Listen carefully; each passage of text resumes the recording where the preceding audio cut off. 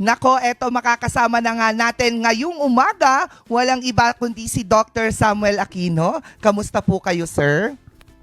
Ito po, mabuti po. Magandang umaga sa ating kabarkada sa morning kabalitaktakan po natin. Ayan. Ngayon nga kasi ay National Disability Prevention and Rehabilitation Week. Doktor, ang una po nating tanong, ano ba yung kahalagahan ng selebrasyong ito? Ngayon, sa pamamagitan ng proklamasyon numero 597, pinapalitan na natin yung ng pangalan na National Disability Prevention and Rehabilitation Week na tinatawag natin na National Disability Right Week sa issuance ng ating Pangulong Ferdinand Marcos Jr. Simula ngayong taon, July 17 to 23, ito po ay ginugunita natin at pagpupugay natin sa lahat ng mga taong may kapansanan sa buong Pilipinas na ang tinatawag nating iselebrasyon na to ay National Disability Right Week sa pamamagitan ng bilang membro ng United Nations on the Convention on the Right of Person with Disability po. Oh, nice naman, samantala mga ka-MB at Doctor, ano ba yung mga activities na naka-line up para sa selebrasyong ito ngayon? Nung last week pa tayo nagsisimula ng mga pagpupugay sa buhay ng taong may kapansanan sa pagbibigay ng, of course, nag-launch po kami ng pagbubukas ng flag raising ceremony natin sa City Hall at sinundan ng ating person with disability sensitivity training our seminars, plus nung Wednesday nagkaroon po tayo ng distributions of the qualified person with disability livelihood assistance. And together on that, nagkaroon po tayo ng right-based seminar training. At nung Friday, ang kauna-unahang Mr. and Miss National Disability Right Week po na ginanap po sa isang hotel at may nanalo na po. Oo nga, congratulations! Ano po yung mga naisipan natin, bakit tayo nagkaroon ng mga ganitong mga activities? Ito po ay sabi ko nga sa pamamagitan ng proklamasyon na binigay ng ating Pangulo, ito ay ginugunita at pagpupugay ng bawat buhay ng taong may kapansanan sa buong bansa. At obligasyon at mandato po ng gobyerno, mapa-national o lokal, na dapat gampanan na tingnan natin din ang mga ng bawat buhay ng taong may kapansanan sa iba't ibang larangan po.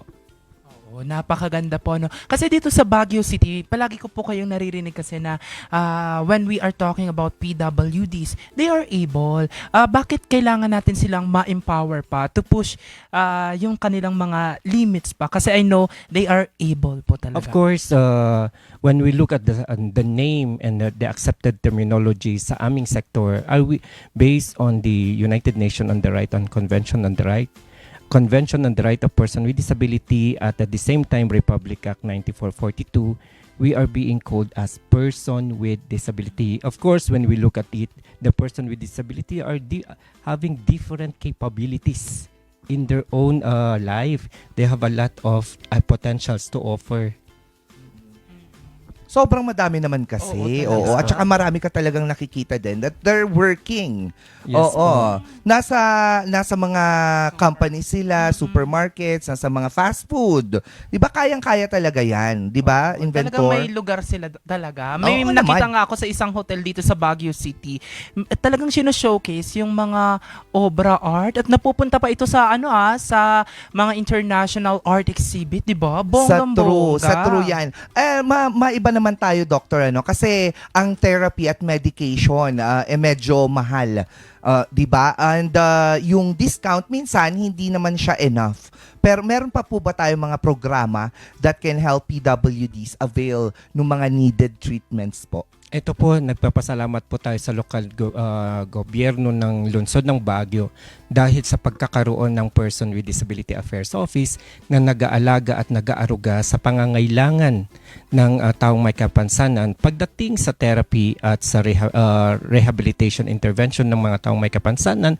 Of course, nagtutulungan po ang bawat sangay ng gobyerno sa kagaya ng ating opisina plus ang ating City Social Welfare sa pagbibigay ng medical at financial assistance sa kagaya ng pagiging partner natin sa Philippine Mental Health Association kasi mahal po talaga ang ating assessment. Ito ay nagkakahalaga ng 6,000 to 8,000 per session. Mahal nga Ang talaga. mahal. Oo. Pero at least meron nga itong mga programang ito Yes na po. tulong na rin ng ating local government Yes unit. po, yan po yung mahalaga sa ating pagkakaroon ng opisina na tawag natin Person with Disability Affairs Office po. May mga accredited support groups din po ba dito sa syudad na tumutulong din sa mga PWDs? Marami kung titignan natin mula sa civil society organization at sa NGO at tinitignan din natin na yung sabi nating empower Yes. the sector of person with disability na dahan-dahan nating binubuo ang mga taong may kapansanan sa iba't ibang larangan ng asosasyon, pati sila din ang magiging kaparte natin. Kaya nga sa pamamagitan ng ating opisina, tayo ay tinatawagan natin lahat ng mga taong may kapansanan na member at magkaroon ng asosasyon na i-accredit natin sa sangguniang panlunsod ng ating syudad po. Diba? Inventor, iba. Oo, talagang maganda, mahalaga mga ka-MB na may representation, may say yung mga kapatid natin na PWD, they are not less, they are able, di ba? And equal. Equal, Oo, yes, equal tama. lang talaga yan. Aside from all the activities, Dr. Samuel, na ginaganap natin, are there other ways on how we are promoting disability rights? Of course, nagpapasalamat po tayo sa taong na to kasi tayo ay binigyan ng halaga na hindi na yung pagtingin natin sa isang person with disability ay medical approach. Of course, sa pamamagitan ng medical condition na nagresulta ng kapansanan, pero yung sinasabi natin na right-based, ito ay bawat taong may kapansanan ay kung siya ay registered person with disability is always protected sa mga iba't ibang saligang batas na patungkol sa kapansanan. Kaya nga right-based. So,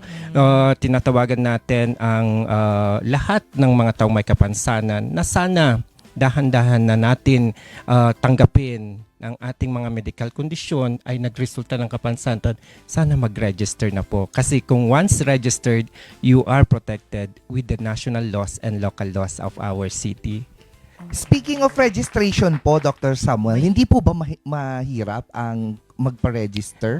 Hindi na po, wala na pong kahirap-hirap kasi ang kailangan lang natin ay medical certificate or clinical abstract at sa pamamagitan ng administrative order ng National Council on Disability Affairs, ang ating opisina ay pwedeng magbigay ng certificate of disability sa mga apparent yung nakikita natin mga physical. yes po, Oo. nakikita na natin, hindi na natin kailangan magkaroon pa ng medical certificate. So with that, I can issue a certificate of disability, of course with the personal knowledge on the medical conditions. Yun naman pala, madali lang siya basta nakikita na natin. Yes po. Pero may iba pa rin pong kapansanan, katulad na lamang ng mental health Yes condition. po. Yes po. Ito medyo mas maproseso po ba ito? Ito kasi kapag pinag-uusapan natin ng kapansanan, may dalawa, physical at mental.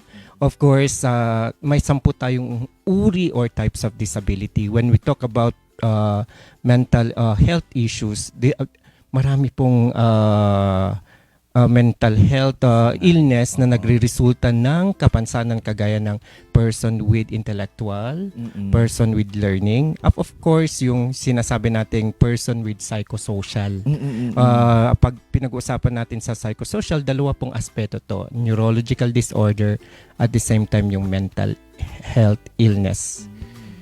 So marami. So Yes po, eto, marami kailangan po. talaga ng medical certificate na Yes talaga po. with of course signed by the physician or the doctor, no? Yes po, ang pinakamahalaga dito, hindi po lang medical certificate sa pamamagitan ng ating administrative order kasi marami pong napepeke na person Oo, with disability ID. totoo. Kaya simula nung 2020, ito po ay isang mandato ng DILG na dapat ang magbibigay na doktor ay specialist ukol sa uri ng kapansanan po. Ibig sabihin kung we are talking about mental health kwan natin ay dapat psychiatrist or neurologist po.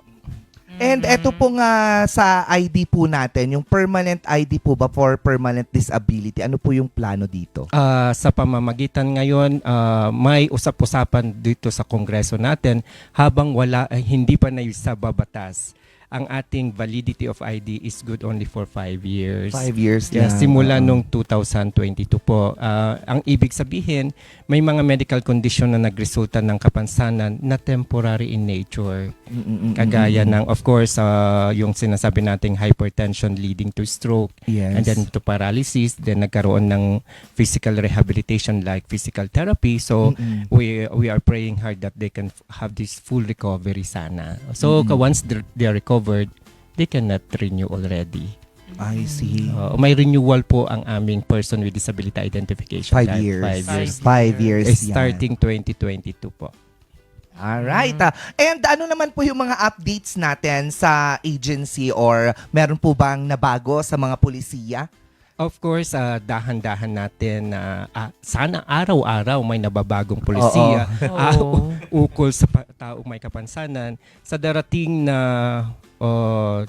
23, bukas po magkakaroon po tayo ng essay writing contest. Ito ay kabalikat ng National Disability Right Week natin. At sa pagdating ng July 29 to 31, nagbibigay po ang ating opisina ng seminar o patungkol sa person with disability sa mga lahat ng barangay nutritionist ng ating lungsod.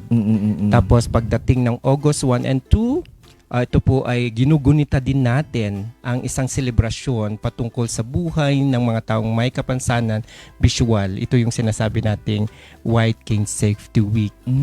So, sa pamamagitan ng city ordinance, tayo sa ating opisina, ito ay binibigyan natin ng bawat buwan. Meron tayong ginaganap na paggugunita sa bawat buhay ng taong may kapansanan. Napakaganda naman yan. Napakagaling. Parang ang sarap sanang makinig din ng mga Oo, kwento. very inspiring. Oo, very inspiring stories, and we are hoping na sa mga susunod na araw din ay may maimbitahan din naman tayo dito upang mag-share ng kanyang kwento para sa inspirasyon ng ibang mga tao. Just a 2 cent lang din for me. Dun sa mga namimeke ng PWID, wag naman sana. Hindi yung kukuha ka ng PWD ID tas parang peke, di ba? Ano yun, pang sisini mo lang? Oo, Ganon? totoo din. Oo, pang wag naman discount sa ganon. kakainin, ganon. Oo, wag Nakakahiya kayo. Oo, wag ganun mga T. Sinasabi ko. Oo, ay nako, sinasabi ko, magiging kwento kayo. Sige. Oo. Ay, talaga. Doctor, meron po ba tayong mensahe sa ating mga tagapanood ngayong umagang ito? Una, nagpapasalamat ako sa imbitasyon na ito kasi sa pamamagitan ng iyong imbitasyon, ito ay nagpapataas ng antas ng aming buhay bilang taong may kapansanan, hindi lang po sa lungsod ng Baguio kundi buong Pilipinas po at buong mundo. Sa pamamagitan ng bilang signatory sa United Nations on the right of the person with disability as convention, kami ay binibigyan niyo po ng halaga sa ganitong platform. Kaya ako po ay nagpapasalamat sa inyong pag-imbita kasi naniniwala po ako na sa dahan-dahan nating pagpapakilala, nakikilala natin at lumalabas na dahan-dahan din ang mga taong may kapansanan sa kanilang mga bahay-bahat. At sana ang ating opisina ay maging pangatlong tahanan ng mga taong may kapansanan aside from their family at yung kanyang barangay. Ayun, maraming salamat. Maraming And Dr. Samuel, saan po yung opisina ninyo and contact number po para po sa mga nais ding magparehistro? Sa lahat ng mga taong may medical condition na nagresulta ng kapansanan, kami po ay matatagpuan sa lungsod ng Baguio City Hall. Nasa kwan na po tayo, ground floor na po. Tapos ang mga requirements po sa pagkuha ng person with identification card ay mga sumusunod: medical condition, medical certificate or clinical abstract, at yung barangay residency or government issued ID at one by one photo po. Contact number po natin, sir. For the meantime po, ginagamit ko yung personal na number ko po na nagiging office for almost 6 years, 0995-5390-529. Ayun. Sa mga nanonood sa atin ngayon, lalong-lalo na sa ating Facebook Live, maaari pong i-replay ito at maaari din po makita ang panayam natin kay Dr. Samuel sa ating Facebook page, Morning Balitaktakan.